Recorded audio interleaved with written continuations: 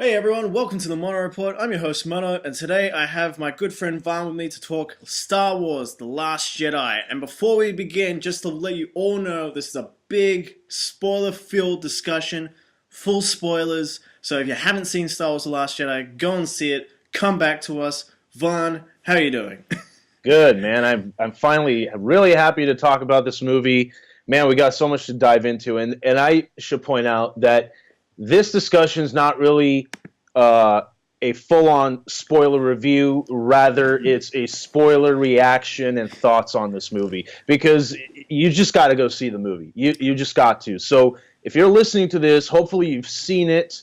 If you don't care about spoilers, welcome. But if you've seen the movie, then you know exactly what we're going to be talking about. There's no pre-setting it up. There's no going through the plot. We're just going to go into the nitty-gritty. So be prepared. Be prepared, guys. And this is all the best sort of stuff, all the sort of controversial stuff that's been happening over the last few days. So if you're interested in any of that, it's all going to be right here. We're going to get right into the absolute nitty-gritty of all of this. Where do we begin? Let's go with the start of the film. Let's go with how the film opens, which I really love. This was probably one of my favorite Star Wars crawls, I think, that I've seen in a Star Wars film. How did you feel about the crawl in this? I love the crawl, and I believe Ryan Johnson wrote it himself. And it wouldn't surprise me. It felt like a very mature, smart crawl that we've never seen before. It gets to again, I'm going to use the word nitty-gritty. It gets to the point, and you understand exactly where they are. And there's no vague. This is not a vague crawl. You know exactly what you're in for just by that crawl. Just teases the tone of this movie, and it's perfect. Absolutely, because I think a lot of people going in with thinking, we're going to start off with Rey. We're going to start off seeing where Rey left off, because we've been waiting and building over these 2 years to see, what's going to happen with this lightsaber. But no, instead, we start off with the resistance fighters and the resistance.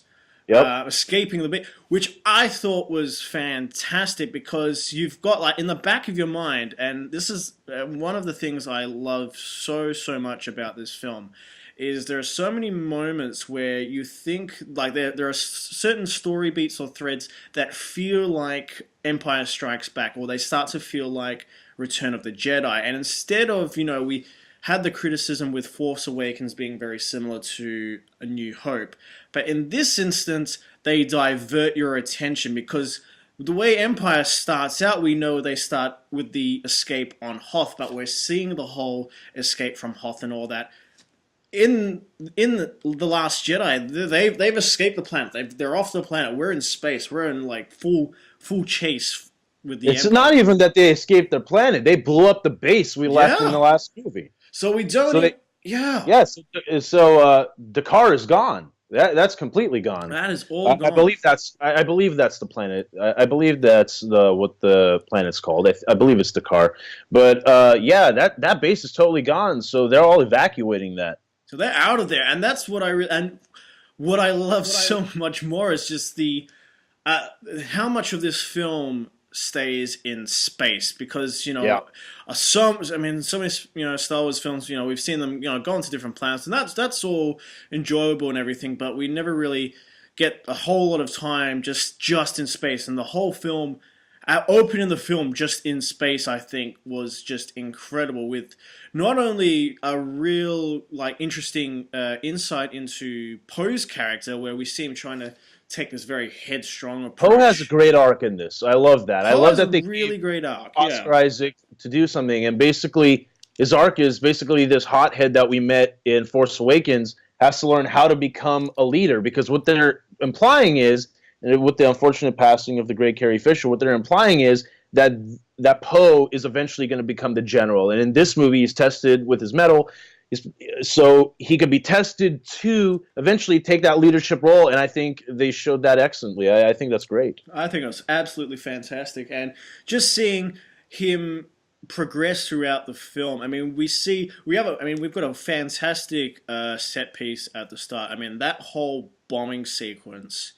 Yeah. My God, what a wonderful sequence! Just with Paige Tico, who's Rose's sister, who sacrifices herself to drop the bombs on the destroyer. Man, the the big ship. It was awesome. It was incredible. I mean, I've had the odd joke about, well, if they were in space, how would gravity work if, the bombs... Okay, first of all,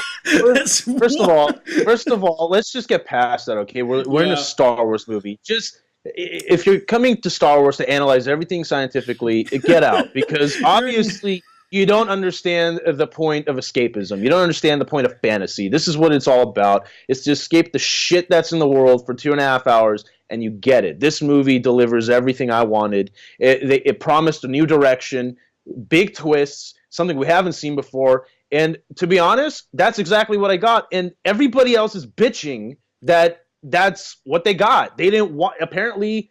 From the reactions, they didn't want it to be this different, but they attacked J.J. Abrams last time for making it too similar. Like, make up your mind, man. Like, the internet, I'll say it again, I said it on our last spoiler review, the internet has ruined the movie-going experience because you can't enjoy anything anymore. You have these big expectations walking in, and you're like, oh, if it's not exactly the way I want it, I'm going to give this a low Metacritic score, a Rotten Tomatoes score. And we see it. We're seeing it happen right now, man. It's the craziest thing that happens now. It's just, as soon as we dislike something, we're going to ignore the cinema score. The Last Jedi got an A cinema score from audience members, so from movie-going audience members. That's a good score. That's the same score that The Force Awakens got. It's surprisingly enough, it's the same score that Iron Man 3 got when that released. And remember that the old reaction we got to Iron Man 3. I don't know. Different scenarios, but funny how we've got these two well-received critically films now being sort of tarnished a bit. But absolutely. I think one of the best things about The Last Jedi is, I've been a big fan of Rian Johnson for a long time. Oh, we both have. This is a dude that's made such, in film school, I mean, we both learned this, being filmmakers and stuff, that you have to have your own voice. And Rian Johnson has always had his own voice. Lawrence Kasdan said in interviews a couple of years ago, hey, what's your take on Episode 8? What do you think Ryan's going to do with this movie? Oh, he positively said, oh, it's a very weird Star Wars movie. You've never seen anything like it, which he's positing that this is a Rian Johnson Star Wars movie. And my God, is it a Rian Johnson Star Wars movie? There's choices that he's made in this movie that we'll get to in here that the filmmaker I am could not embrace more. Like, this stuff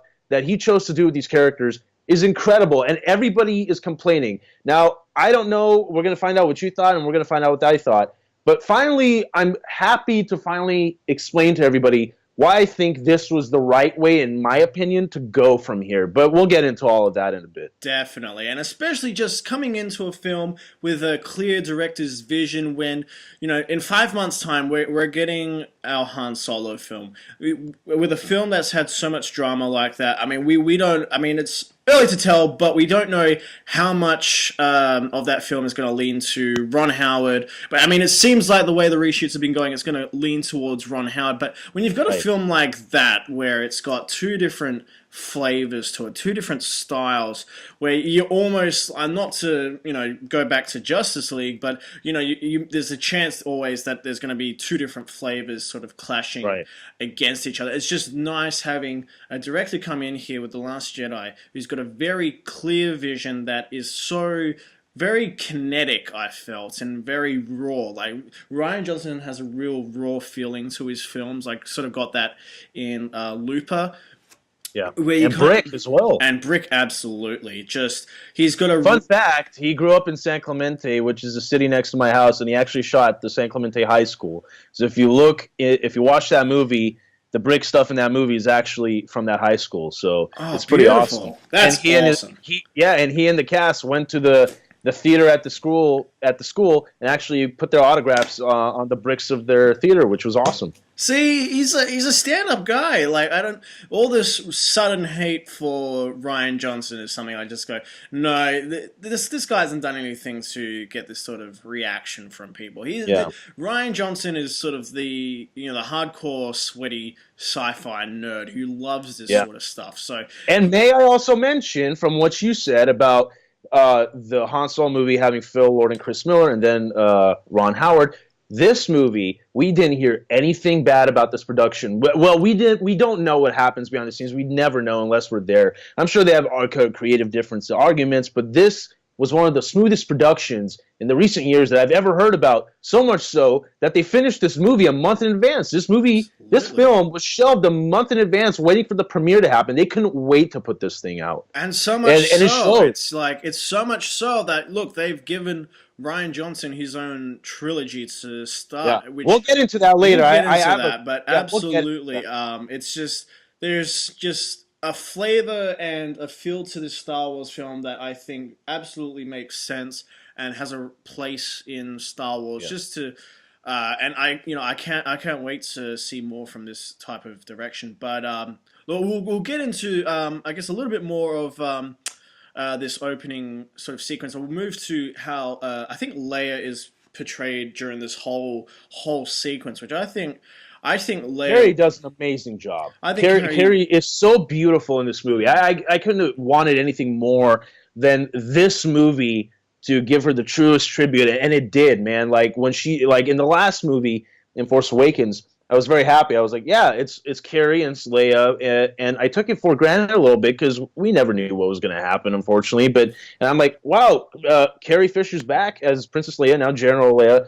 In this movie, like when Lor San Tekka in the last movie, the very opening of Force Awakens says, to me, she's royalty. This movie felt like she was royalty. Just the costume, man. I'm watching this thing, and I couldn't help, many times in this movie, when she smiled, I couldn't help but blush, man. Like, she's so effing beautiful in this movie. And she gives, and in the last one, I don't want to jinx it for anybody, and I don't want to say that this was the way it was, but in the last movie, it felt like everybody was trying to get their edge back. Everybody was trying to fit into the Star Wars universe again. This one, she felt like she's a writer first and foremost. Everybody has to remember she's a writer. Absolutely. And I feel like she was so happy with the role and the dialogue she was given in this movie. You could just see it. She's eating the scenery up. Every scene she's in, God, like, it's amazing. She's beautiful in this movie. I love that. Yeah, I thought she was just treated absolutely wonderfully, and the fact that we really sort of start to really see, we know she's had the Force. The Star Wars fan knows she's had the Force, and we finally really get to see her sort of get into action a bit with some of her Force powers that fans have been wanting to see this for years and years. And I know there's sort of the whole Superman Leia that Mary Poppins thing, Poppins Leia, but I'm like, no, this is a Leia that has sort of been dormant for so many years. See this, and it's beautiful. Yeah, it's a beautiful, absolutely beautiful. And just how John Williams, a huge shout out to John Williams. I mean, we can't understate we can't overstate how amazing John Williams is. But with the Force Awakens score, I felt like, the Force Awakens score was great. It's Williams. He's back. He's conducting, and he scored the movie. I felt like Force Awakens was just trying to come up with new themes and tie it in with the old. But this score, I had multiple sources on this movie that were either on production or were in the marketing, and they told me, wait until you hear this score, Vaughn, because this is a very much like.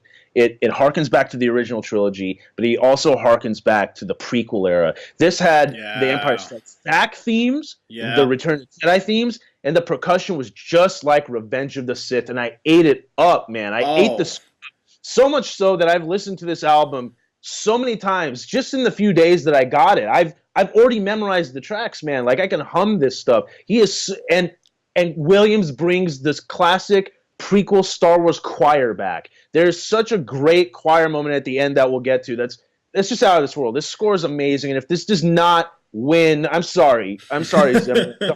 I'm sorry, Blade Runner. You had an amazing score too, but if this score does not win best, it's going to get nominated. It's going to get nominated, absolutely. If this does not win best original score, come on. I mean, I know I'm biased as a filmmaker and a fan of Star Wars, but this score is truly an Oscar-winning score to me. It's amazing. And to tie it back to what we were talking about, he pushes in with that Princess Leia theme once again when she floats back down to the ship. Beautiful. Absolutely. It's just done very well. Very well. I think that's perfectly. And that's the thing I think with this film. One of the things that another one of the things that this film does incredibly well is you've got these little moments that are sort of nostalgic for us longtime fans, but also serve a purpose and have a point to either a character's arc in the film or progress the narrative in a very meaningful way. Whereas I think one of the critiques that were common in The Force Awakens is when you got sort of a nostalgic callback. A lot of it was more,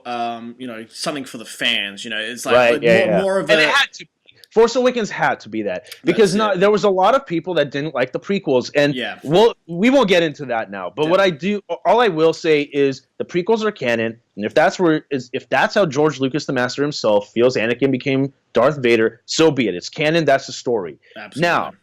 Now, but there are still a lot of people that, even though they accept it's the way it is, and that's canon, and that's the story, still don't like those prequels. JJ's job on Force Awakens was to bring the original trilogy fans back with good taste. He needed to put the good taste into people's mouth again, and he needed to have people embrace this world of Star Wars. Now he's being interviewed about episode 9, and he's like, yeah, man, I'm actually going to tie all three trilogies together, because I've also felt like over the Force Awakens period, and now Rogue One, which is also sort of a prequel in its own, and now with this movie, I feel like people are starting to embrace the prequels again. Absolutely. Though it still has this campiness, they're still trying to, they're starting to embrace it. Ewan makes a cameo voice appearance in Force Awakens. Yeah. And we got the Darth Sidious. We got the Darth Sidious callback. Moment, yeah. Yeah, he didn't even say Emperor. He said Darth that was really incredible for me, because that was the moment where we went, holy crap, because not only does that tie sort of more organically the original trilogy to the prequels, which I mean, the special editions try to retcon some stuff, but this is sort of the first time we've had everything sort of feel like one cohesive universe, which I thought, fantastic for prequel fans, because hey, it's the Force Awakens was very much people, getting people back on board from more to do with the original trilogy, giving them the original trilogy favor, and then now we're okay, let's bring in the prequel guys and let's make them sort of feel a bit more at home. Let's unify. It's more of a unifying Star Wars film that also progresses things, which I just thought was absolutely fantastic. Which is great, and I'm glad you bring that back, because it goes back to my comment I was making, how JJ and Chris Terrio, a fan actually met Chris Terrio, the screenwriter for 9, and JJ, and he said, yeah, man, we're going to tie all three trilogies together. That's exactly what I want to hear. I want the end of the Skywalker saga to tie up everything, and how great when we have Rian Johnson, who's gone on record in public defending the prequels and putting prequel elements in here. It's fantastic. Absolutely. Now, I want to jump to the next the next thing here. Forgive me if I go on a bit of a tangent on this, but I think it needs to be said. I've been holding this in for a while for this exact show, because I want to talk about this. I want to talk about the character of Luke Skywalker. Oh, okay? Yeah.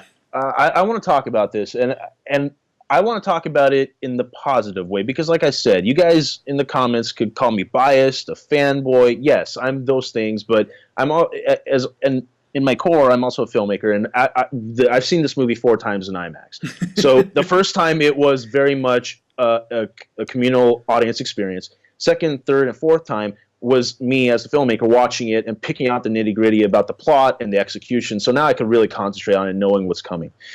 I've seen a lot of fan videos online, which also there are people that dislike the movie and dislike these characters, or at least the way they're handled, that make valid points. And there are people that have made valid points that I do respect, because they don't go out and harass everybody with their comments. No. However, I also have to disagree. I think the character of Luke Skywalker in this movie is absolutely brilliant, and I'll explain it to the fans listening now. Why a lot of people seem to not like Luke Skywalker in this movie is not because he shut himself off the Force, and not because he's a hermit living on an island, but because he does not represent that Luke that we left at the end of Return of the Jedi. That's right.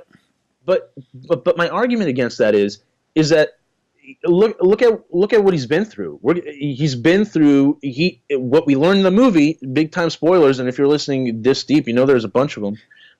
If that we learned that the true story of Ben Solo is that Luke Skywalker at the academy when Ben was being trained, visited his hut and he basically looked in his mind and saw that Snoke had already corrupted Ben Solo, and there was all this darkness in his head. And for a minute, he cracks on that green lightsaber and says like, "Look," and he even tells Rey in the voiceover that I couldn't risk losing everything I loved and all the students that I've been training for this one guy. But then he realizes like, I can't do that. I can't kill my family. It's my sister's kid. Yeah. Maybe I feel like it should be done, but I can't do this. But what we learn is it's too late. Once he cracked on that lightsaber, Ben had already seen him crack the lightsaber. That was it. Absolutely. And that's what and I had said this in previous podcasts with shout out to Mike Zero, that I felt like when Ben was being trained, we don't see this, but I felt like I put my own backstory when Ben was being trained by Luke.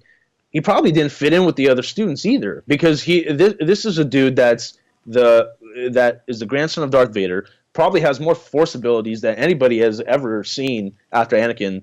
And Luke even tells Rey, I saw this dude, not as the chosen one to bring balance to the Force, but the chosen ones as in regards to when I'm gone, I would entrust Ben to lead on the Jedi Order. And he was wrong, because Ben already had all this darkness in him.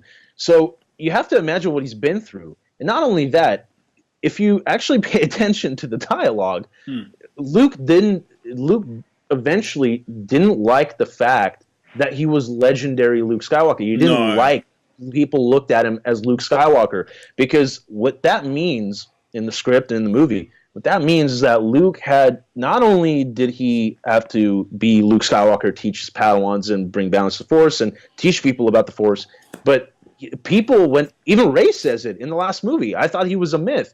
The name Luke Skywalker puts on a certain expectation about him. Like when these students came to him, he knew that these students or these Padawans had expectations of them, that this great Jedi hero better live up to what he has to be. And I'm sure he tried to be that for a while, but he's like, I can't be that, because I was trying to be what everybody thought I was supposed to be, but I'm this guy, and I'm me. I'm just Luke. I'm not Luke Skywalker, the legend. I'm Luke Skywalker that fell into this adventure with old Ben Kenobi and Han Solo, and that's basically it. He didn't like the idea that he was this big legend because he didn't want to be. He just wanted to do the right thing. Yeah, and that goes back to the conversation he has with Rey about Luke shut himself off out of the Force because he feels guilty about what happened, and he feels like he doesn't deserve it. He doesn't dislike the Force. What a lot of haters are actually complaining about is, Luke is rejecting the Force. Luke doesn't want to be a part of the Force anymore. No. Because if you actually pay attention, he says, he teaches Rey the ways of the Force. He's like, I'll teach you the Force, but I'm going to teach you why the Force shouldn't belong to the Jedi. Yeah. He feels like, because he still has the books from the Jedi Temple. He still keeps them. He's still got that that heritage there. He hasn't completely cut off or anything. Yeah, he hasn't, and he shut himself off because he doesn't. He feels like the Jedi are a poison to the Force because they use it to get their way, and the Sith use it to get their way. And though the Jedi were noble during the prequel era and they wanted to do the right thing, they were still using the Force to their benefit. And the Force is not supposed to be used for anyone's benefit. In fact, it's supposed to be embraced. And if embraced the right way, it will help you. You're not supposed to ask it to help. You're not supposed to go seeking it to help you. It's supposed to basically help you on its own. Basically, it's the way of life. That's what Rey says when she feels it for the first time. I feel light, I feel death, I feel darkness, and I feel the in-between. And Luke's like, it doesn't belong to anybody because people poison it. Exactly. And I feel like he shut himself off because he feels like if I keep going down this path, I will be that very same poison that allowed Darth Sidious to rise up, create the Empire, and exterminate the Jedi. He doesn't want to be a part of the Force anymore. And people still bitch about how it shouldn't be that. Because what I really loved is how they really reaffirms the myth of the Force and the actual religion behind the Force. Because yes, we had the whole midichlorian thing go on, but this is really the time, in this period of the Star Wars timeline where this is all mythic again. This is all new, and this is everything we've sort of always expected the Force to be. But it also gives new meaning to especially the final scene where the Force is just in everyone. It's everywhere. And we'll get to that. We'll get to that absolutely. But how? Go ahead. Oh no, go ahead. Yeah, but my point is that people people haven't had a certain expectation of Luke, and I get it. Like I get it. We all wanted to see him kick ass and crack the lightsaber, and he does, and he just does it in the way that we didn't expect. But the reason why I think that this is the correct way for Luke to go is because Rian Johnson has even said in interviews, and a lot of critics on Twitter that actually support this movie have said this movie, and shout out to Anthony Bresnikan of Entertainment Weekly, because I think he's the one who put this out. He said this movie is not just about getting old. It's about embracing getting older, and it's about embracing how getting older changes you. You got to remember, this is not the Luke Skywalker that saved the Empire. This is a Luke Skywalker that's matured into a Jedi Master. I'm going to assume he's in his 60s at this point. Absolutely, as the character. Your percent. I wrote this on my mini review. I don't know if you saw it, but yes, yeah, I basically wrote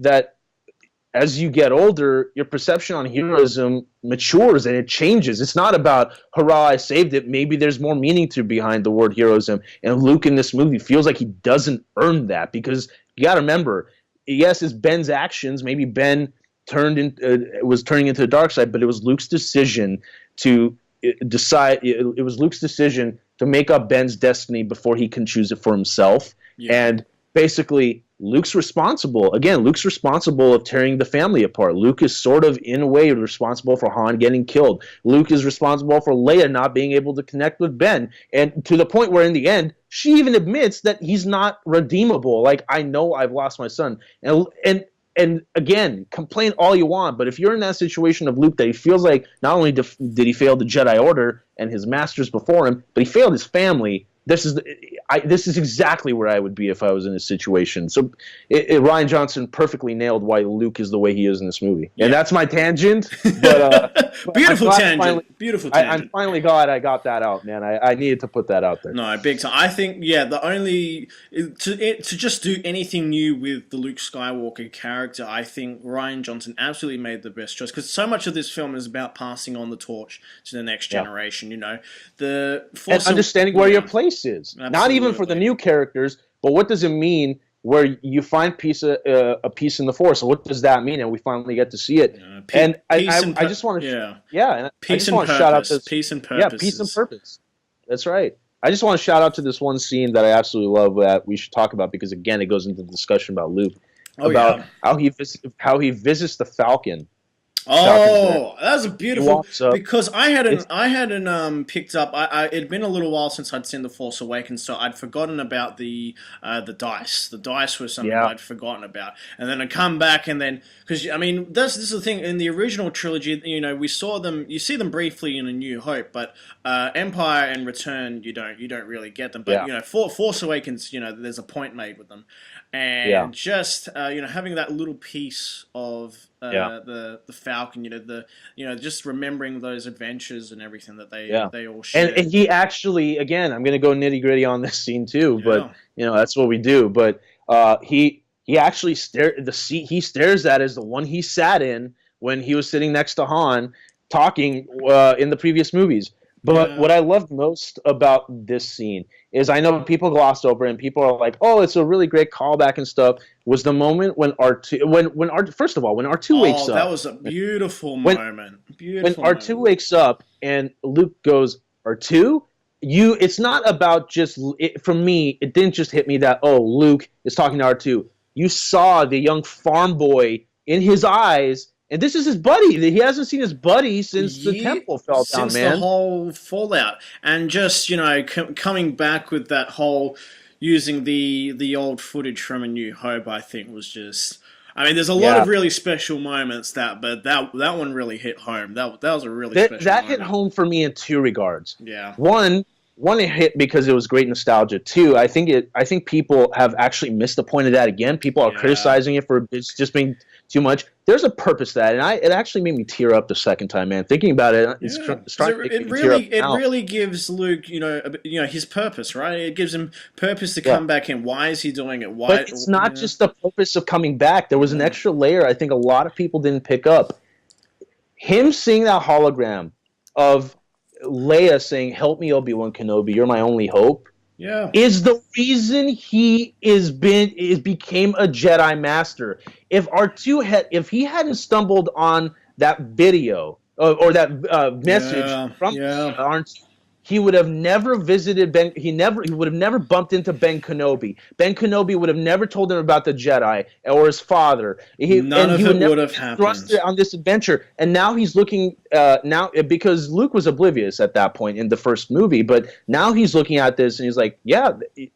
I've been on this adventure because one day, a long time ago, this little droid showed me a video, I keep saying video, a message from somebody that what I will eventually learn is my sister. That it was thrusted me on this adventure about me leaving the farm and achieving my goal of being somebody. Because of that message, Luke is who he is. It's that message that prompted him on that first trilogy adventure, and now look where he is. And I think that's why he comes back, is because, like, yeah, he says cheap move. I know it's a funny line, but again, he realizes, yeah, that's the whole reason I'm here right now, is because of that one fateful day, man. Yeah, and it also just comes back to the purpose of the Force, and the Force having that ever guiding presence, and having sort of keeping that I guess, well, not really control, but like there's always sort of the part the Force always has sort of like a way of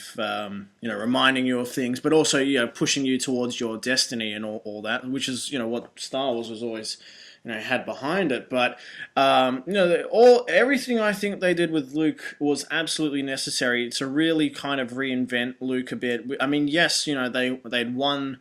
End of Jedi, Return of the Jedi. They beat the Empire. We had the hopeful, optimistic Luke, but to really get more into who Luke actually is, because we really sort of saw more one sort of side of Luke during the original trilogy. But here, Right. what happens when he really gets tempted with the dark side, and I Yeah. mean which is I mean, we had the old cave sequence in Empire, which comes back when Rey sort of goes through a similar Yeah. thing.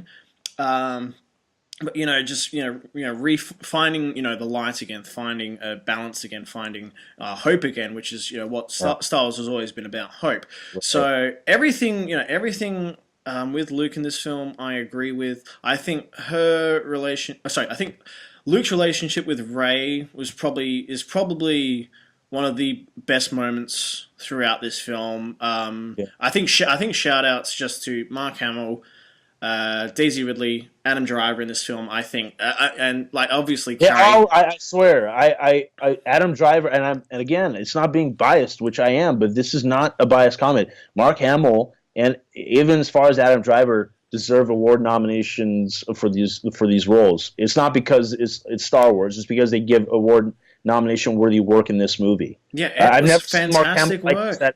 Yeah, I've never seen Mark Hamill like this Yeah. ever. And I think that's one of the best things was Luke Scott. Sorry, Mark Hamill's gone on record to saying he initially disagreed with Rian Johnson on the script for this film, and he had multiple discussions and arguments with Rian Johnson as to the betrayal of Luke and all that sort of thing. But I think that really sort of helped propel Mark to give really what I think is his best performance as Luke Skywalker. Oh, yeah, absolutely, no doubt in my mind. What and the great thing about this movie is, which is going to tie into the next topic we're going to get into, Yeah. is Rey, because we'll get to Kylo Ren because I have a lot to say on him as well. Yeah. I have a lot to say on Kylo Ren, so we're going to get to Rey, who So is our main. how did you find I really enjoyed what they did with Rey, because I mean, again, it helped differentiate it. It's that's the best thing about this film, is it subverted expectations. Where we thought she was going to go through the same sort of training process that Luke went through in Empire. It wasn't. It was different. It was unique. But we also started to get a lot more into who she is as a character. And I mean, I know we had some answers, something of a definitive answer as to who her parents are. I know I'm still one of the people that sort of see or think that answer that we got might be a little bit of a red herring, and we might find out there might be some more concrete answers in episode 9, because I do remember Colin Trevorrow talking about his episode 9 and what he was going to sort of do with Rey's parents in his episode 9.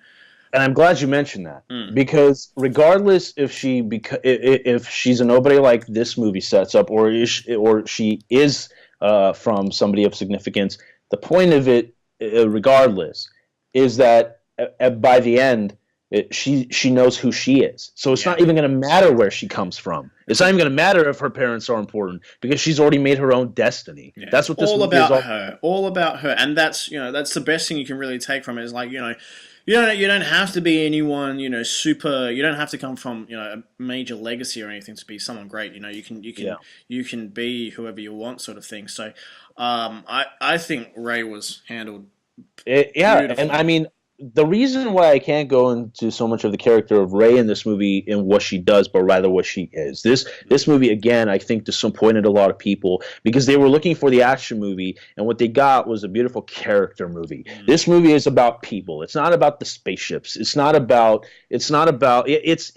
that. You get that, but the movie is about these characters. Rey's story isn't much about her training, but it's discovering who she is. And when she's in that mirror sequence where she sees her own reflection towards the end of the tunnel, and she also talks to Kylo Ren, and it's her accepting that just because you're from nowhere doesn't mean you cannot be anybody else. It doesn't mean you cannot become somebody. That's what this movie's about, and it ties in with there's a lot of people complaining online. Again, big time. I'm going to warn again. Big time spoilers. Big time spoilers. Yeah. But if you've been listening this far, there's a bunch of them. The last shot of the movie is a force sensitive kid that we meet on the counter-by sequence earlier in the movie, who we discover has the resistance ring that's able to pull a broom towards him using the force.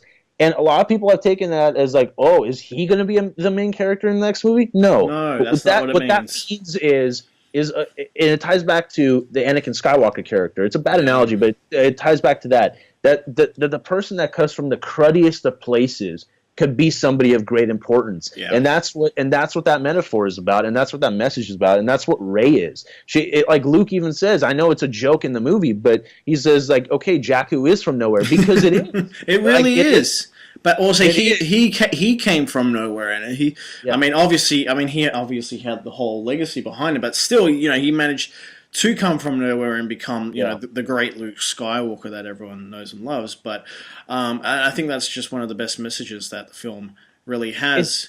It does, and I think again, I mentioned a lot of things that people don't like and I'm using that to talk about the things that I counterbalance, that I really agree with. As a fan, and as a filmmaker, and somebody that's inspired by this movie. I cannot tell you how much, as somebody who wants to make movies and makes movies, this movie is a filmmaker's movie. It really is. This is a filmmaker's movie. These are the type of movies that influence me to make them big time. But back to Rey, a lot of people were upset that she just leaves Octu and doesn't finish her training. The poetry of that moment is, whether it worked for people or not, that worked for me. The poetry is once she discovered who she is, that she is a nobody, and that was all she needed, and decides to make her own destiny.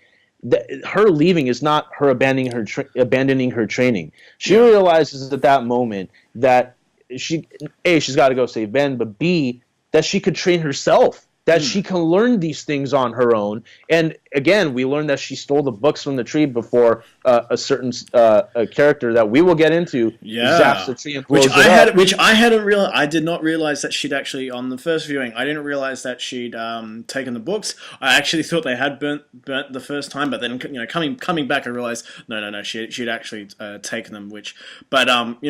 Beautiful moment. But we do get into. Starting to get into expansion of what the Force can actually do is we start start teasing it at the start with the connection, talking over distances between Rey and Kylo, which I can see it for some people where those moments may have slowed the film down, because they are sort of quiet moments, but they're very quiet and personal moments between. They're very necessary. Very, very It's a necessary. very necessary movie. You can't cut them out. You Necessary can't cut them moments. out. You can't, because thanks for bringing that up, because Yeah. you segued into the next topic. That's just perfect. Yeah. We're talking, and I know a lot of people are going to be like, "Oh, you skipped over Rey." No, but this matches where we're talking. We're just going to connect to what we're talking about. We're getting to Kylo Ren. Yeah. Now, here we go on my next explanation why I really agree the way they handled him in this movie. Yeah. Kylo Ren is a lonely person.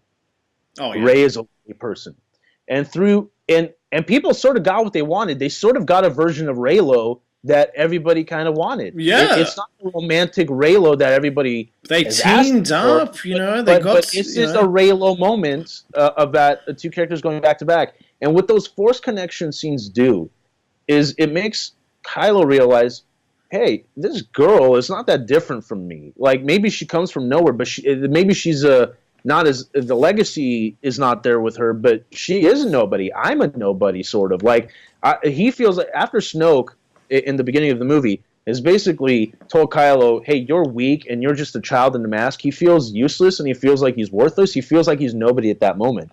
But he starts to, in the course of those Force connection moments, he starts to have a bond with her. Like StarWars.com had teased that Rey and Kylo are going to have this special bond with one another, and it's not a romantic bond. It's not a sexual attraction bond. Well, whether it is or not, I don't know. But they didn't go into. They didn't go into that detail too much. It's more about these characters connecting about how lonely each one is, Absolutely. And after Rey starts to understand who Ben is. Like, she's trying to reject the fact that there's even any sliver of hope about this dude. She's like, you're a murderous snake. You killed your father.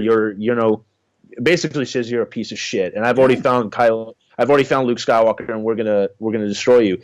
But through those conversations, she realizes, yeah, there is a broken person in there. Do I agree with what he did? No, but maybe I could save help him. Maybe turn him. Yeah.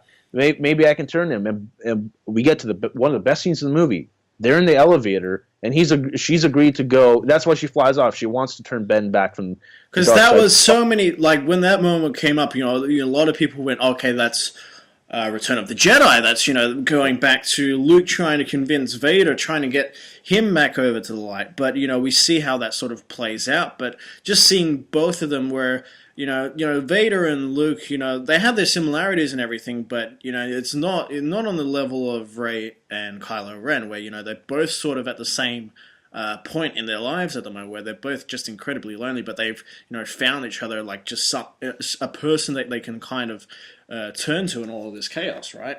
Yeah, and once we get into the one of the best scenes in the movie, where she says, like, when she touched, basically what she says is when they finally touched hands, she saw a future that they don't explain. It's another setup for 9. But she says she saw a future, and when Ben actually turns to the light, and he's like, and Ben's like, yeah, but I also saw a future in where I know who your real parents are, and I see you're the one to be turned. Yeah. So it's still a yin and yang, which is great. And once they approach that throne room, Snoke, just being Snoke, and Andy Serkis is awesome in that role. Oh yeah, what a fantastic scene that whole throne room scene is, right? Yeah, it's so awesome because he's just playing guilty at that point, because he's not telling Kylo, hey, you're my worthy apprentice for bringing her. He's just doing that to cozy up to him again. Oh, you brought Rey to me? Okay, you know what I said before is not that. He just wants to gain his trust again, So once Kylo trusting Snoke's mentorship again. So once he brings Rey to Snoke, Snoke grabs Anakin's saber, puts it next to his armrest, just like the Emperor did in Return of the Jedi. It basically explains to Rey, like, yeah, I'm going to kill my First Order fleet is going to kill your fleet, and you resist turning dark, so I'm going to kill you. Just like the Emperor told Luke, and he starts to torture her. But what we don't realize, what we come to realize, is that Kylo Ren is being tempted by Snoke to kill Rey. He puts her on her knees and basically kill her. Like, take your saber and strike your true enemy. But as we have a close up of his hand turning. He's turning the saber that's the Anakin saber that's right next to Snoke's armrest, and basically turns it on and cuts Snoke in half. So not only I love that moment. I love so that awesome, moment. it's basically it's as if Luke killed the Emperor in Return of the Jedi. They twist on you where the apprentice does kill the master. We finally get to see that in the flesh because we hear Palpatine killed Darth Plagueis and took his place, and he was tempting Luke to do that to Palpatine, and now we see Kylo's actually done it. Yeah. You know, and then we have that badass moment where Rey and Kylo Ren go back to back and defeat the Praetorian Guards, which I can't overstate is an amazing sequence. Because what I really love about that sequence is we get a lot of like really wide shots, which I think, you know, when you get like the wide shots of, you know, the Jedi holding their lightsabers, which, you know, really harken back to sort of, you know, the old Kurosawa Japanese films, you know, of the samurai. You know, you get those really proud sort of stances, swords and everything. Yeah, just, they were samurai. They had swords and everything, man. It was fantastic, and it just you know you get those sort of, you know, paintings type shots where it's just and it's just seeing, you know, Rey with Kylo's lightsaber and everything, and the whole, you know, the battle with the, you know, the guards, but, you know, just with their weapons. That badass moment when he's basically being basically handled and choked, and she's like, Ben, throws him the lightsaber, holds it behind him, turns it on, and right through the face. I'm like, oh. Beautiful so awesome. Moment. Beautiful. But, yeah, Rian Johnson twists, like you said, he twists the story on the audience a lot. Again, he twisted it twice. The first time he twisted it is when Kylo kills Snoke. The second time he twisted it is you realize, no, Kylo didn't turn to the light side. He was doing this for himself, and he's like, yeah, now I'm Supreme Leader, and Rey, you got to let go of the past because I really deeply care about you because you're lonely, and I know some part of you cares about me because I'm lonely.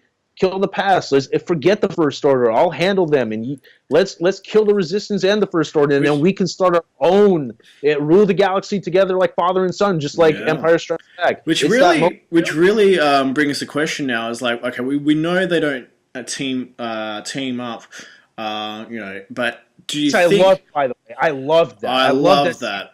Having General Hux under Kylo Ren's thumb, sort of, I think just the irony there. Yeah, but again, Daisy Ridley has this beautiful moment where the camera's having a close up on her, and she's actually crying. She's like, "Please, Ben, like, don't do this. You don't have to do this. You've killed your master. You can come back with me, and we can defeat the First Order once and for all." And he's like, "No, you're still hanging on to the past. You can't do that, man. You gotta be yourself, and you know that you want to be with me." And she's like, I can't. Like, I have to go, and if I have to destroy you, so be it. Like, we can't. So again, Ben at first, as a child, felt betrayed by his parents because they dropped him off with Luke, and now he feels betrayed by Luke because Luke had considered killing him, and now he's even more furious because he feels like Rey left him to be alone. Like, Rey left him, and he has nobody. And now at the end, I've equated to this in my non-spoiler review that as much as Kylo Ren looks like a man, he's a broken little child. Yeah, I'm serious. He's a broken little child. He is a child. He's a child that is very angry. That's what makes him very dangerous. And I think that's what's ultimately why Kylo Ren is probably one of the best Star Wars villains, because you actually feel for this guy. You get to know him. He's not a face, which I think a lot of people are going to be really are disappointed with how Snoke was, where he is a bit more of a bit of a red herring, where he is the face, like sort of how Darth Maul was treated. I do feel bad for the fans that, and it's the same thing with me. I do feel bad for fans that theorize. We had so much fun theorizing who Snoke was, but again, the end of the day, he's just a villain. He's just a villain. It doesn't matter because, and people are gonna comment so much against me on this video. Be prepared, but people are gonna throw it back at me. But he's not important. He's not important because I wrote this on Twitter to Rian Johnson that Johnson killing Snoke was about Kylo not having a master anymore. He doesn't have to get the acceptance from anybody anymore. He can make his decisions. He can make his decisions. He doesn't need it from Han. He got rid of him. Doesn't care. He cares about his mother, but doesn't need her acceptance. Doesn't care about this bastard Snoke's acceptance anymore. If he wants to kill the Resistance, he's going to do it. And because he's in charge, by God, he's going to make sure he does it. There's nobody under him. And Hux who was basically his counterpart and being like, "Oh, I'm going to gain the favor of Snoke." No, man, now you have to answer to him, which is funny because now Kylo Ren. That's why I love. People hate him being the First Order villain. I love it because again, he's a child in a grown man's body who's super dangerous. That's going to get the job done, and I love that shit. Exactly. He's rash. He's unpredictable, and I think like for now, like perfect villain. And you can't reason with him. There's no reasoning with him. He's going to do what he has to do. Fire everything onto that one man, right? Okay, let's talk about that. I've said my thing. Set up the final battle, man. We got to talk about it. Before we do that, let's get into I think the one part of the film I think here we go, man. I think we have to talk about it, but it's a Canto Bite. I'll agree. I didn't like that much either. Yeah, I didn't. I mean, the thing is that much like, George Lucas ran into this problem with the Phantom Menace and the prequels is so much, because the thing is, so much of Star Wars, all the scenes you cannot remove any pieces because they all come back and complement, and they're all sort of poetic with each other. So you cut out the Canto Bite stuff, the movie doesn't work. But for me, it does slow the film down. But again, you cannot cut that bit out. It's vital to that last scene. You know what I would have cut out? What? To be honest, I being an editor myself and stuff, I actually nitpicked that scene so many times. Oh yeah. I'll say this: you have them visit Canto Bite, you have them being thrown in jail, you have Benicio del Toro break him out. No exposition needed on the father ears or the horse creatures. No explanation of them being brutally looked after. What you do is you set them up that they're running the track. You have a shot of them running the track.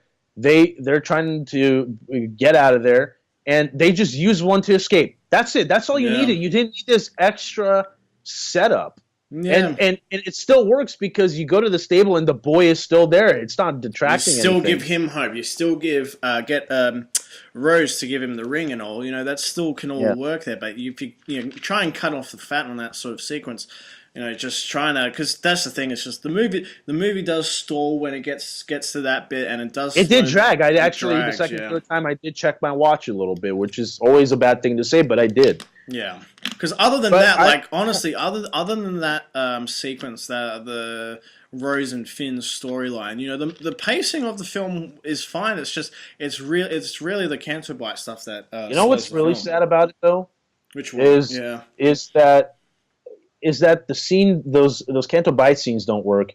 But I cannot deny that Rose and Finn worked together. Kelly Marie Tran and John Boyega had great chemistry. Because they had fantastic chemistry. But I always saw, in the back of Finn's mind, he's always thinking of Rey, right? He's always got Rey because that's the first, the first name he. That's a little thing I have, that he didn't urge himself to go find her enough. That is a little nitpick, I guess. Yeah, because I always thought he'd have a bit more of a yearning to kind of try and get to her and stuff.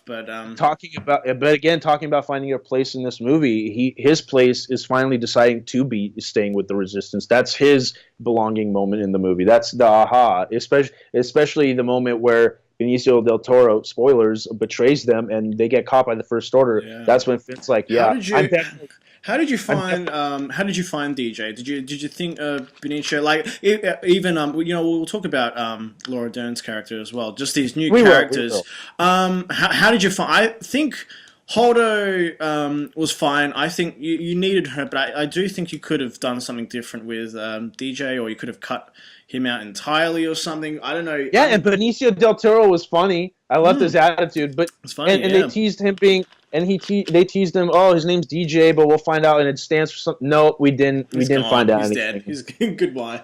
How did you? Oh, and again, how did you find the return of Captain Phasma in this film? Oh no, man! Like and it was a great fight, but they're basically like, oh, you felt like JJ underused them? She's barely in it. Minutes, man. I get at least in Force Awakens, she comes out menacing and she's like, fire on those villagers. At least that was cool. That was great. I mean, I get like they're kind of trying to play her off as sort of like a Boba Fett, where like, oh, she's so great and interesting and everything, but you're not going to know anything about her, and she's going to go off in, sort of a really unsatisfying way. But just for the sake of, I guess, harkening back to Boba Fett, which I mean, most Star Wars fans have accepted, especially the expanded universe fans have accepted Boba lives. But at least we got to see Gwendolyn Christie's face under the mask. At least we got to see there was a person behind it. There's an eye. It's not just a robot or a droid or whatever. There's actually some flesh behind it. Because I mean, you still get some people still think that the First Order guys are still clones or whatever, but there's still child soldiers that are raised from different planets and stuff. So disappointing with Captain Phasma. Yeah.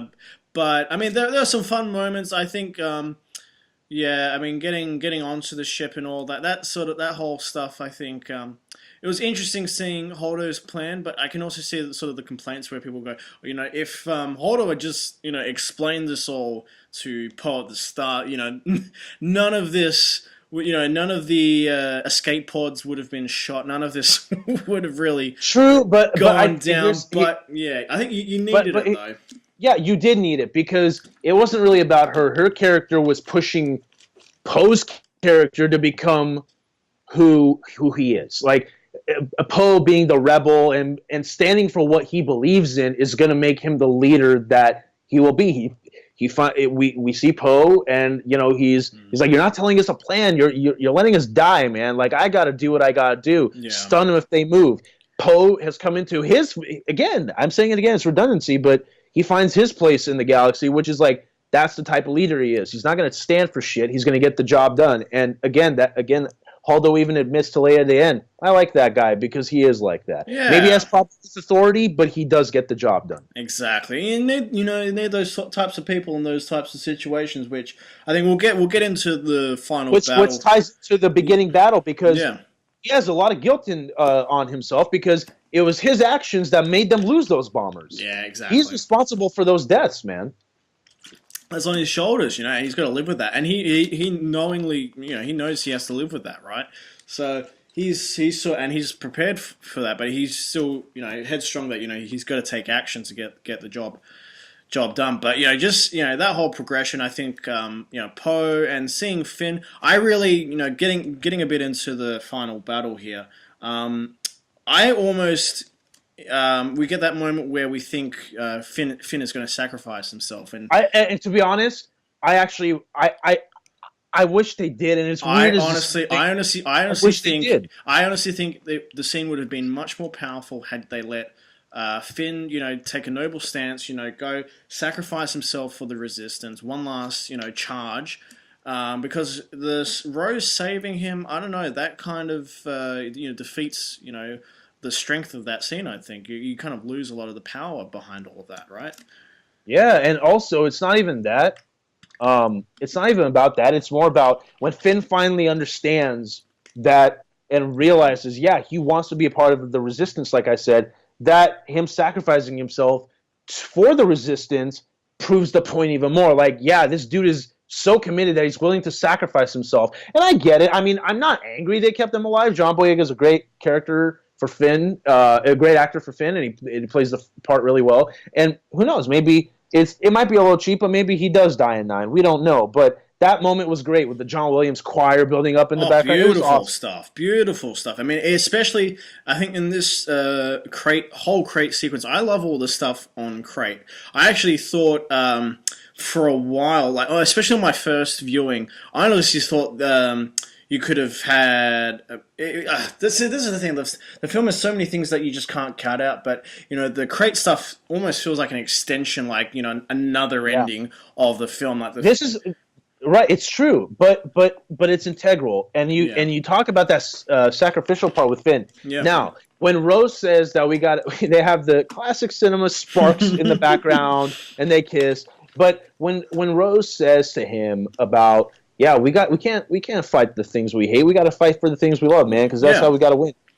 We see this shot in the end where he puts the blanket over her, but if she dies sacrificing for him, I buy it. I buy the reason that he stays alive. So I hope it's weird because Kelly Marie Tran did a great job. But She did a fantastic job, yeah. If JJ says in 9, yeah, Rose didn't survive, I buy it. I buy that now Finn has a reason to be alive because the person that sacrificed herself to let him fight for the cause, and it works. Because honestly, I was almost thinking like, I mean, all of the new characters that were introduced in this film, save for Rose, did die in this film. We lost all of them, and I honestly thought, well, we don't. She never wakes up. So yeah, we don't know for sure, but I mean.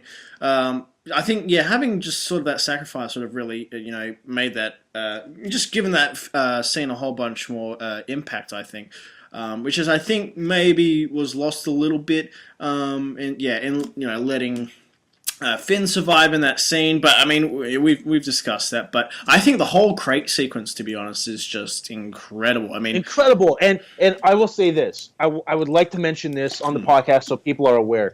IMAX confirmed on their website that they shot. IMAX said that they shot sequences with IMAX cameras for this movie, and unfortunately, walking out of Ford Times, there was nothing. I just never got anything. And again, it was digital IMAX presented on a 70mm screen. Unfortunately, I didn't get the 70mm version. I'm trying to scout one out in San Jose. They have the closest one. I might go see that to see if they have the comparisons. I have to ask people who saw it there. But unfortunately, again, this movie was over 3 hours. Johnson said there's going to be about 20 minutes on the Blu-ray. So maybe it wasn't just a red herring. Maybe they did cut those IMAX scenes out. But I can't imagine that the crate wasn't IMAX. It just fit perfectly. I thought it had to have been, because that was stuff that they'd shot very early on, I think, as well. That's they went to the location. I keep forgetting what country it was, but they actually filmed on a salt location. They actually filmed at a real salt mining area, I think, and it was great. Yeah, which is great. I mean, again, back to Rian Johnson, keeping with practical sets and everything. So many things that I thought were digital. Especially, I'll bring it up now. I thought first time I saw Yoda in this film, when Yoda appears. Oh, let's talk about Yoda, man. We'll get to the end, folks. We'll get there. But Puppet Yoda. I never thought we'd see Puppet Yoda again after the prequels. I thought, especially after George, went back to Phantom Menace and, replaced Puppet Yoda with... Well, you had to, because Yoda was younger then, and he was doing lightsaber battles, so you had to do it. Yeah, but it just, seeing, Mrs. Empire Strikes Back and Return of the Jedi Yoda. The Yoda that died in Return of the Jedi, dude. And he looks exactly the same. Exactly the same. He's got the same sense of humor. I mean, again, we get an expansion again of what Force Ghosts capable of. He can actually interact with the environment. We see that lightning bolt coming down from the sky and hitting the tree. And him hitting his cane on Luke's forehead? Yeah. Oh, okay, because, how often can these Force Ghosts appear, and, how much, if they can interact with the environment that much, how often they allowed to sort of do that, I guess, which, I mean, we know Luke's, we'll get into the Luke stuff later on, but, Luke in Episode 9, we're going to get him back, especially with the unfortunate death. I want to mention the Yoda thing, because that's another crucial moment in the movie about how he teaches, those books don't matter, man. No. Those ancient Jedi texts might have taught the ways that we did things back in the day, but they don't make up who you are. Not page turners, they were. Yeah. Page turners, they were not. But what I love is that he, once again, young Skywalker, no matter how old Luke gets, he is still that little boy or the boy growing up to be a man on Dagobah training with Yoda. Yoda's always going to see young Skywalker, and I bought it, man. That the teacher is still willing to teach a student who is a master. He's always going to see him as the student. He says, young Skywalker, same problems. Never, always looking to the horizon. Never here and never now. I love that. I love it that he's still able to say, yeah, man, I'm still your master. You got to listen to me, man. You can't do this. The books don't matter. Rey already possesses what she needs to fulfill her destiny. And, man, basically, again, teaching Luke that failure is the greatest the greatest teacher. Absolutely. And that's what the burden. That's the burden of what is in Yoda's mind, and what he teaches Luke is that's the burden of all masters, is that we will be forgotten, and we will, and our students will make their own destinies. There's nothing we can do about it, man. Yeah, exactly. And they have that great shot of them just sitting together to watch the tree burn.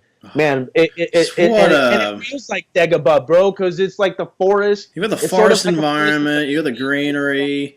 It just it's that whole scene was just really special, you know. And that's yeah. and I get it. And Ryan Johnson said in an interview, I would love to have Ewan and Hayden, but Ewan and Hayden never interacted with Luke, so they would have to appear to somebody else. It would be out of place. I mean, like, it would be a nice fan. It wouldn't be out of place. It's just that Luke would have never interacted with them. But with any other character, it makes sense. Yeah. But again, Yoda's the only one to get Luke out of his shithole. Basically, Yoda's the one you can't reason with, though. Exactly. You know, Yoda's the one. You know, they've got that special connection. You know, that they went through the original trilogy, and just and I love that stuff, man. Young Skywalker, he's always going to see him as that boy that is thought that he was just the grumpy old hermit trying to get his food from R2. Oh man, and that was the thing, because I mean, we had some theories that maybe Anakin Skywalker would appear in this film in some way. We talked about that. We talked about that. Yeah, we thought he was going to show up at some point. Because you know rumors of Hayden Christensen being around the set and everything around the time. Well, here's my theory on this. Yeah. Okay,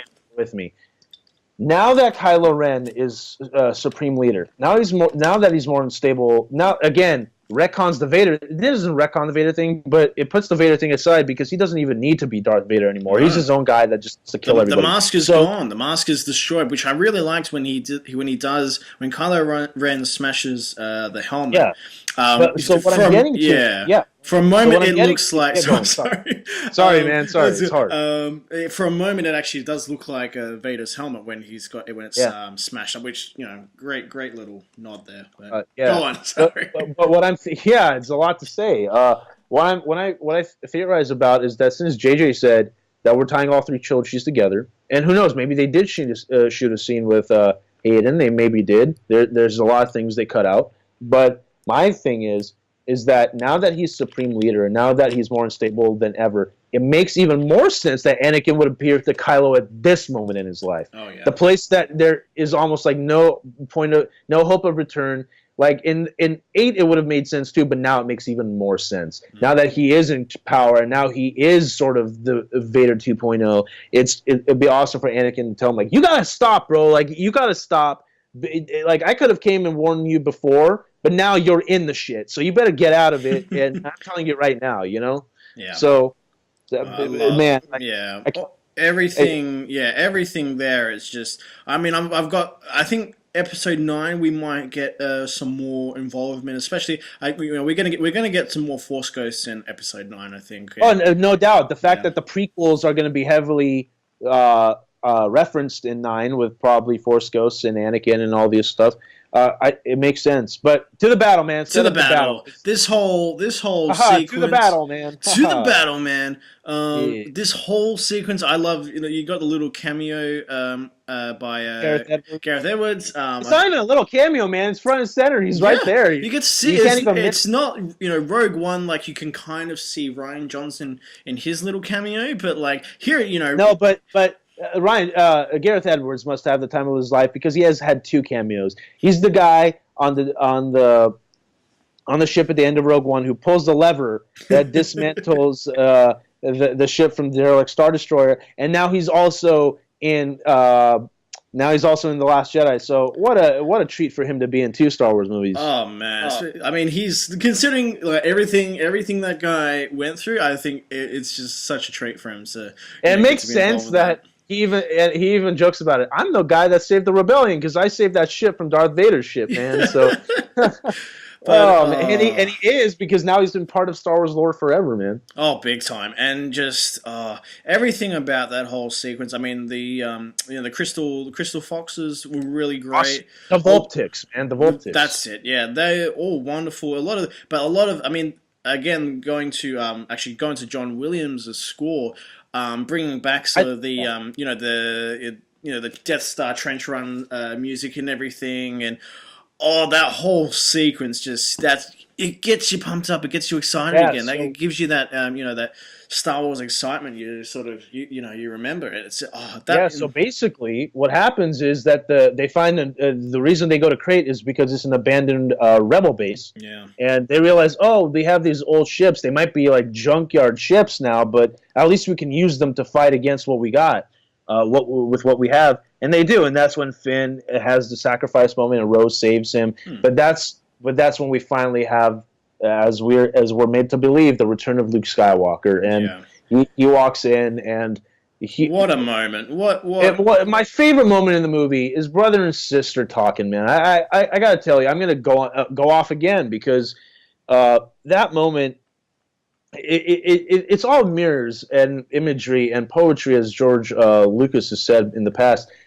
Leia is sitting on the right, Luke is sitting on the left, just like they were in Return of the Jedi. Yeah. And it's as if that conversation had never ended. No. It's like they're just sitting there and talking, man. Like, and she looks beautiful in that scene, and Luke's haircut is sort of like Return of the Jedi, so he has that kind of look. Well, that was the kind of really interesting thing, is that because he's projecting himself to the battle, being able to project a certain image of himself to not just back when he was training at the academy, that's what he looked like. The last time that she would have seen Luke is with that haircut, which I think, again, to add to the lore of the Force and everything, is just being able to see new stuff that.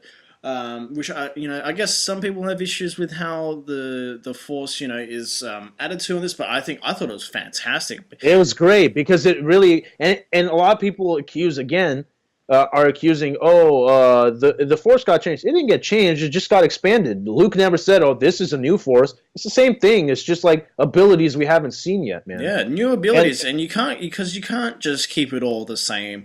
You've got to change. You give people new reasons to care about the Force, right?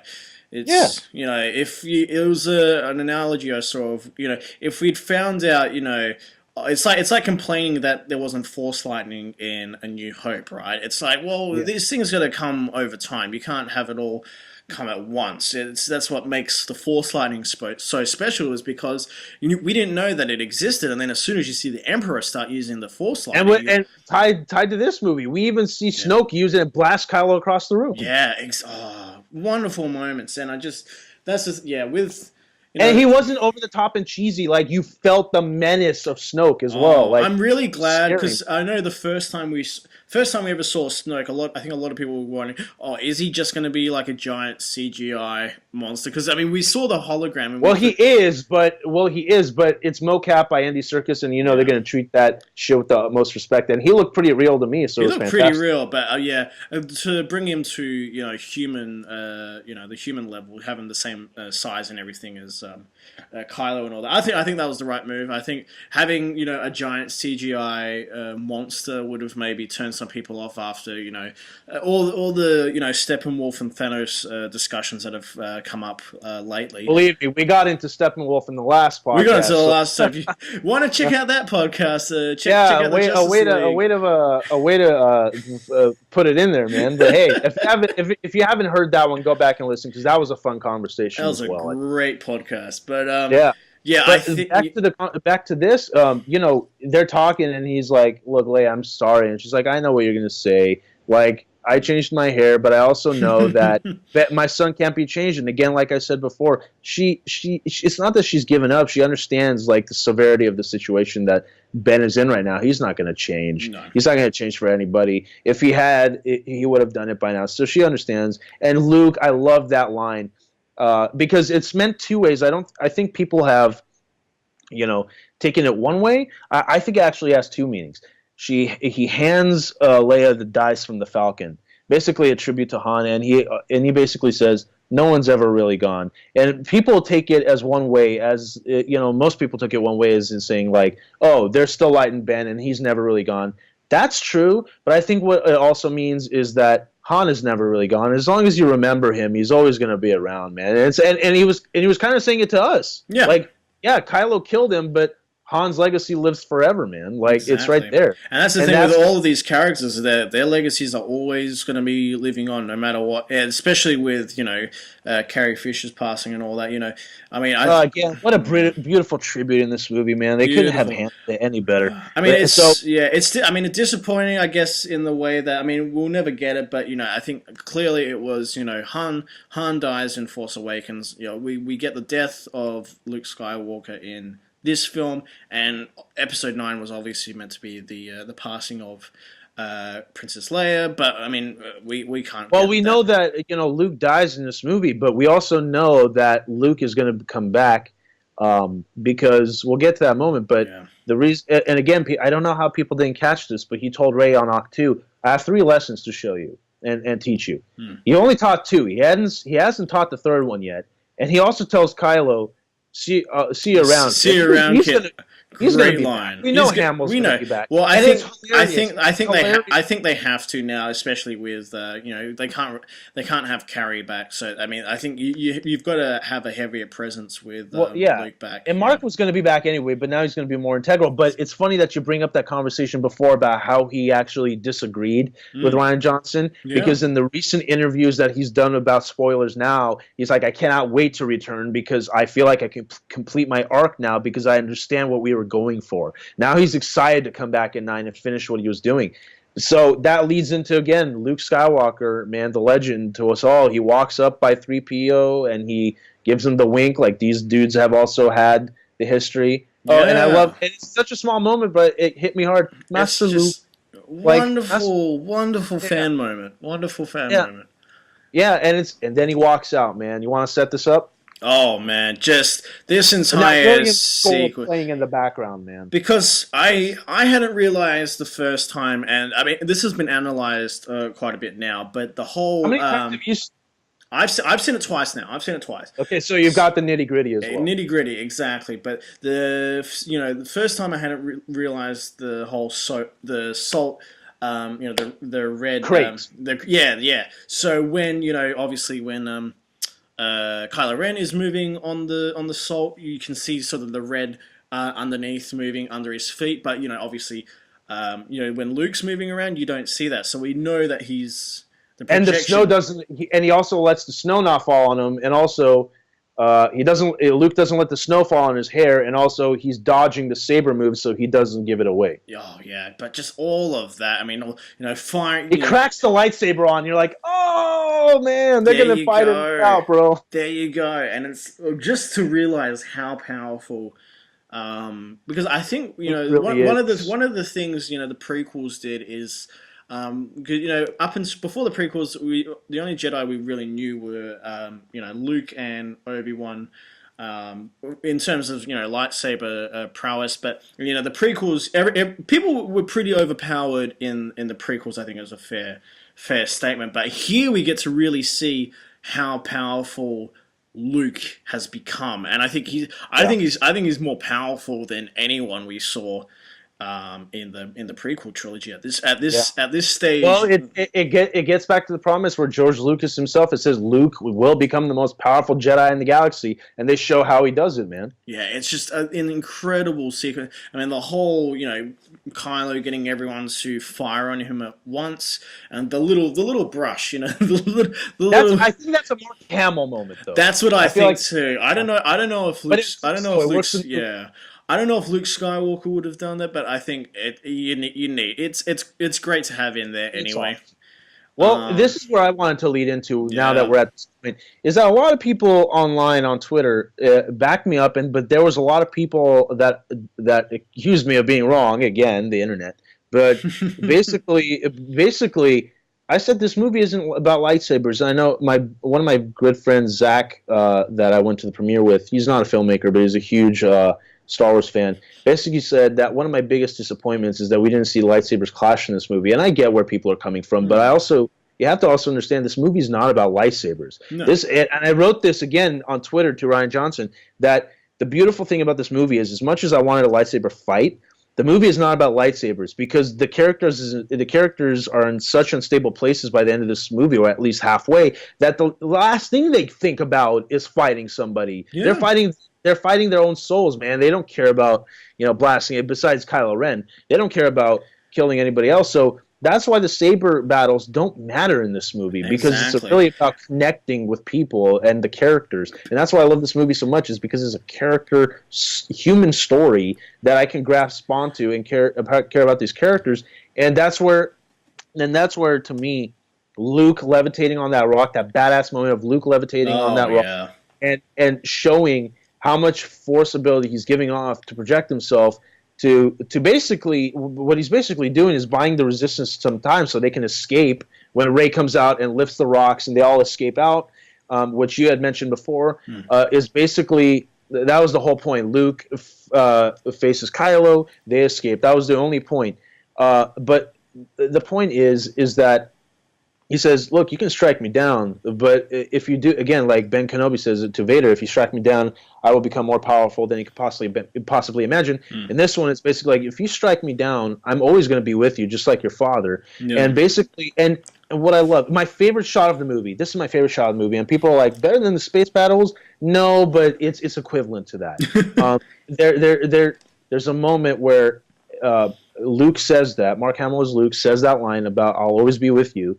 And they have that close-up of his face, and he turns from being a dude ready to fight to a very calm dude that smiles. That basically to me says, and people miss this, and that's why I don't like the haters on this movie, because they miss the very subtle things about the smile. What that gave to me was, look, man, maybe you won't be turned, but I'm your uncle, and I love you. I can't change you, but your family, and I'm going to embrace you no matter what. Luke has finally accepted that he did his part. Like, he did his part. He trained him.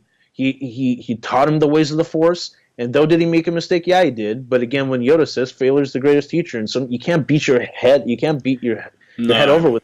So he accepts. Yeah, the way it happened is the way it happened. I can't always be beating myself up because of it. And he's at peace. And when he dies, it's a beautiful moment. It's a beautiful, because I think first time around, and I think again, I cried, dude. I actually cried tears at that because moment. I was like, wait, am I ready for the death of Luke Skywalker? And then coming back, it's like, no, it's earned. It's the right time for it. You get that closure, well, a bit of that closure to Luke's arc and everything. Yeah. And I think but just having Luke treat Kylo just as his nephew again.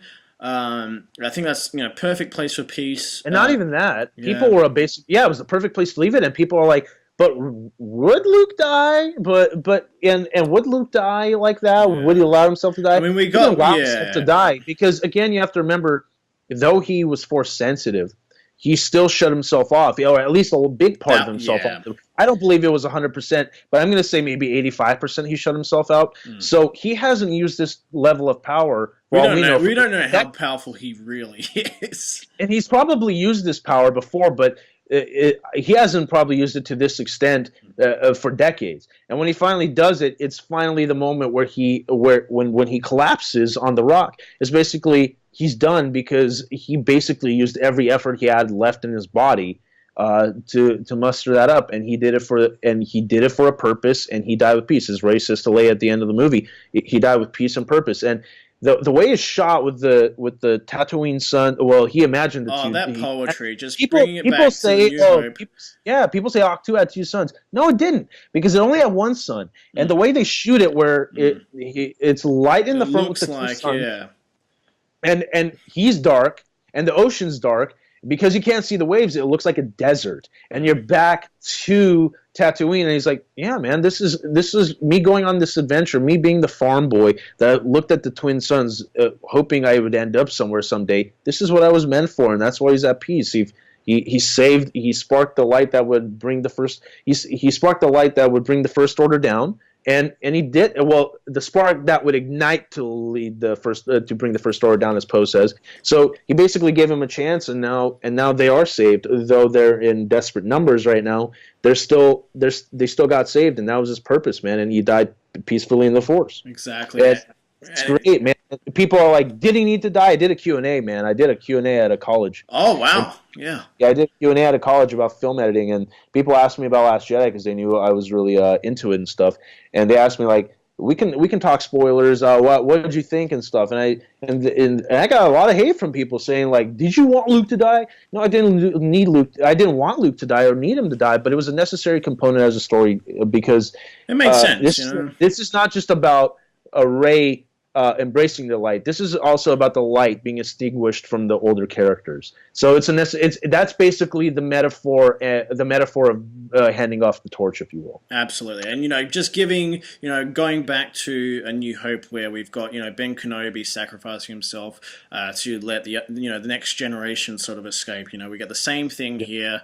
Luke gets to sacrifice himself, gives this next generation a chance at survival. The war has begun. The war is just starting. Yeah, it's just beginning too. He even says it. The war is just beginning, man. Just beginning. So but he'll be back. He'll be back. We'll have Luke back. Remember, he still hasn't taught Rey the third lesson. We don't know what the third lesson is. And now that he's embraced himself, he's going to be happy to teach her that lesson. Oh yeah. All right. So now that we're at this point, I think. What do you think? Final thoughts on Star Wars? Yeah, we already talked about The Last Shot. I think we've gone through everything. I really enjoyed this film. I really love it. I think it's an absolutely necessary film for the Star Wars franchise at this point. We needed something very fresh, different, something that subverted our expectations. I think you might get something similar to how Empire was initially received on release and over years became, the generally, praised and well-loved film that, the best Star Wars film of all time. I think you might see something very similar here with Last Jedi. I think it's going to grow on people because I think it's a film that you need to watch multiple times just to process everything because it's such a dense, very complex film. Yes, you could have done the movie's over. Yeah, the original cut was over 3 hours. Yeah, and Johnson said that we cut a lot of stuff out, and I remember there were leaks that came out and sources that sent me photos of Daisy, Mark, and Adam on Skellig Michael shooting a fight scene because it wasn't just them. You probably saw those photos too. It wasn't just them holding hands. There was black figures around them, and apparently they were going to fight the Knights of Ren. I was excited to see that, but we'll probably see it on the deleted scene. But again, somebody told me so. Shout out to World of Geekdom who said this. Just because they're not in this movie doesn't mean that they cannot be applied to the next one. Absolutely. I think Episode 9 will definitely get our Knights of Ren because I think because we've been hearing about, we heard the flashbacks in this film where, Kylo took a certain number of students, which we assume were the Knights of Ren. No, I'm not just talking about Knights of Ren. I'm saying deleted scenes that are in this movie will probably end up in there. I think Ryan Johnson has been teasing them a lot in recent interviews, and he was sort of teasing the Kylo, being on Ahch-To, that whole sequence, because he did talk about a very powerful moment between Luke and Rey that was cut out, which I'm very much looking forward to seeing on the. And he said the only thing we're leaving out of the Blu-ray is shot stuff. He's like, we're going to put the full 20 minutes in there, man. I cannot wait to see. I cannot wait to see all that stuff. Because he even said we're not. Some of the deleted scenes are literally 10 minutes, like sequences that you could watch, and I'm excited to see that, man. Absolutely. So I think final thoughts for me. I love the movie, man. I love the movie. I know you're a little lower than I am, but besides the Canto Bight stuff, again, I'll regurgitate because it's the end of the review and our final thoughts. The first time I watched the movie, I watched it in IMAX with an audience. I had to embrace it. The second time was like the right after, so I was still embracing it and picking out stuff. The third or fourth time, I went in as a person that's a big fan, but also a filmmaker, somebody who can now that understands the story and the hype is there, but now I could put the hype aside and watch this as a storyteller and watch how I pick up things, because that's what I do with movies. I watch them and I pick up things that I used in my own, using projects I'm working on. So I used that, and then the more and more I dug into this movie as a storyteller myself, I came to love it because I appreciated all the little things. Exactly. And again, if you're somebody who didn't like this movie and listening, I respect your opinion. I do. I'm not going to go out and say you're wrong. I'm just saying I loved it because for my own personal reasons, and you guys should make up your own too. Absolutely.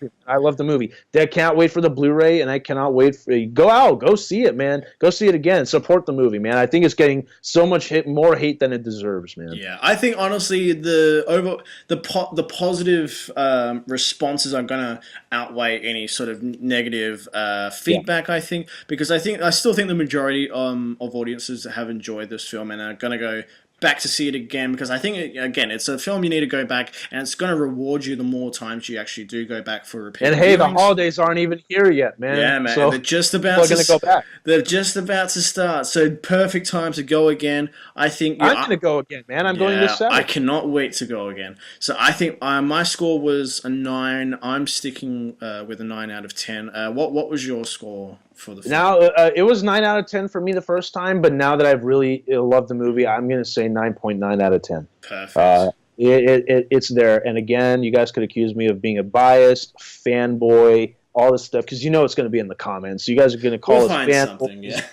and biased, but I'm telling you, I love this movie as a Star Wars nut and a filmmaker. That's somebody that enjoys great movies. If you can't enjoy great movies, then what are you even doing here? So, you know what I'm saying? So just love movies. You know, everyone has their own opinion. We love hearing everyone's opinions, but just everyone be respectful. You know, just enjoy the film or hate the film. Just be respectful to each other. Just have your opinions, share your opinions, but just keep it civil and respectful. I think. Yeah, and just talk. Let's talk some Star Wars, man. Let's do it. Let's have some fun Star Wars conversations. All right. Well, thank you so much for joining me, Vahn. Where can the listeners follow you if they'd like to? Yeah, you can find me on Twitter at ImAFilmEditor, and Mono here will link me up with the Mono Report Twitter page as well, and in the description box, I'm sure. Yeah, you guys can find me there, and it's same thing for Instagram. ImAFilmEditor. Just look at all the Hollywood adventures I go on and do some of my projects, and look out for 2 shorts I'm doing in 2018 with our good friend Mike Fallon. Shout out to Mike Fallon. You met him, Mono. You met him at the Great guy. Yeah. Shout out to him. I'm going to be cutting 2 of his debuted shorts coming out, so it's going to be fantastic. Look out for that. Oh, fun times. All right.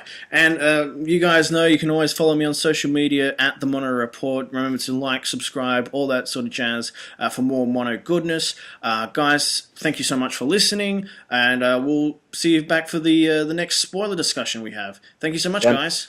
And may the Force be with you. May the Force be with you guys.